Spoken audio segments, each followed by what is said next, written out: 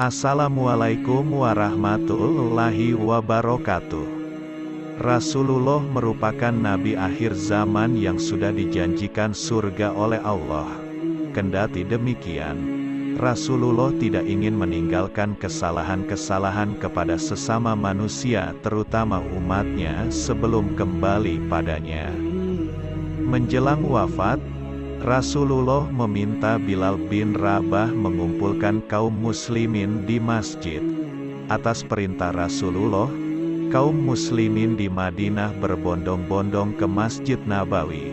Rasulullah kemudian naik mimbar dan berkhutbah di hadapan kaum muslimin. Getaran hati tersentuh hingga tangisan air mata keluar dari kaum muslimin ketika Rasulullah berbicara.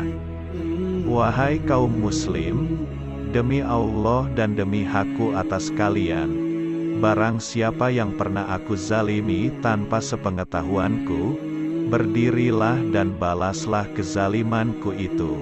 Kata Rasul, namun, tidak ada satupun di antara kaum muslimin yang berdiri. Rasulullah kembali mengulang ucapannya sebanyak 3 kali. Wahai kaum muslim, demi Allah dan demi hakku atas kalian, barang siapa yang pernah aku zalimi tanpa sepengetahuanku, berdirilah dan balaslah kezalimanku itu, sebelum aku dibalas pada hari kiamat nanti, ucap Rasul lagi. Setelah Rasulullah mengulang sebanyak 3 kali, barulah muncul seorang kakek tua. Kakek yang bernama Ukasyah bin Mihsan itu jalan hingga berhadapan dengan Rasulullah. Kakek tua itu berkata, "Demi ayah dan ibuku, andai engkau tidak mengucapkan kalimat itu sampai 3 kali, pasti aku tidak akan maju." Ukasyah mengaku bahwa dirinya pernah dipecut Rasulullah. Kejadian itu usai memenangkan peperangan saat Ukasyah turun dari unta mendekati Rasulullah untuk mencium pahanya. "Aku tidak tahu, apakah kejadian itu engkau sengaja atau engkau ingin memecut unta," ujarnya.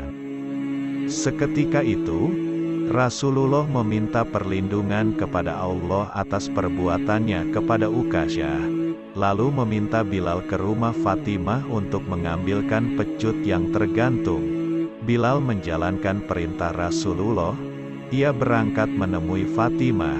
"Wahai putri Rasulullah, ambilkan pecut yang tergantung itu, serahkan kepadaku," pinta Bilal ke Fatimah.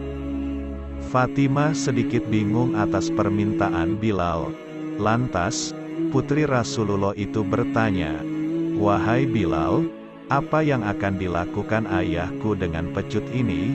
Bukankah hari ini adalah hari haji, bukan hari perang?" Kemudian Bilal menjelaskan kepada Fatimah bahwa ayahnya akan meninggalkan dunia. Ia memberikan kesempatan kepada siapa saja untuk membalas kesalahannya semasa hidupnya. "Wahai Bilal, siapa orang yang tega menuntut balas dari Rasulullah?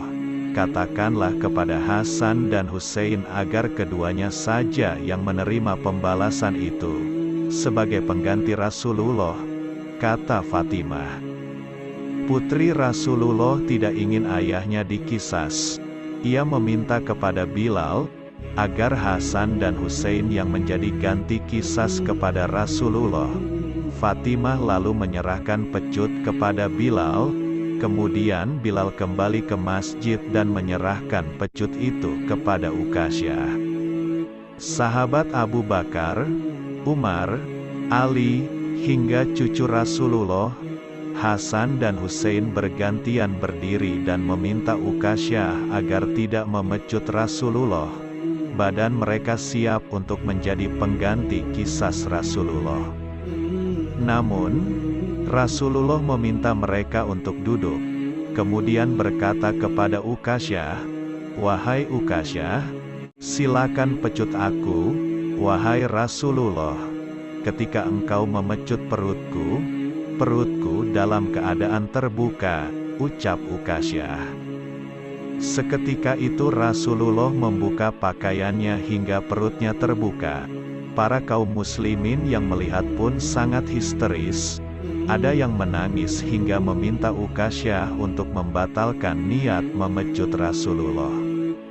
Melihat perut Rasulullah, Ukasyah bukan memecut, melainkan langsung memeluk erat perut Rasulullah.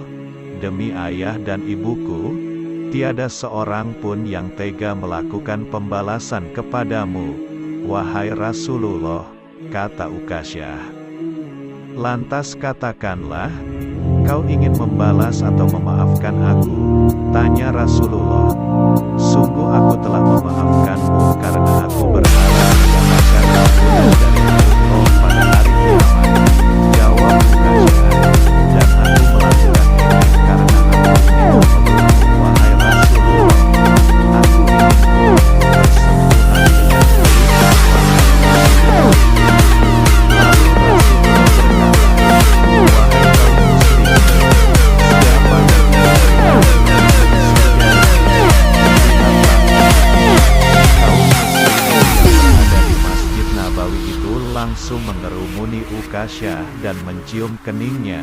Ukasyah disebut beruntung lantaran bisa bertandingan dengan Rasulullah di surga kelak. Setelah peristiwa histeris itu, Rasulullah jatuh sakit selama 18 hari. Tepat pada hari Senin, Rasulullah wafat meninggalkan dunia. Wallahu a'lam.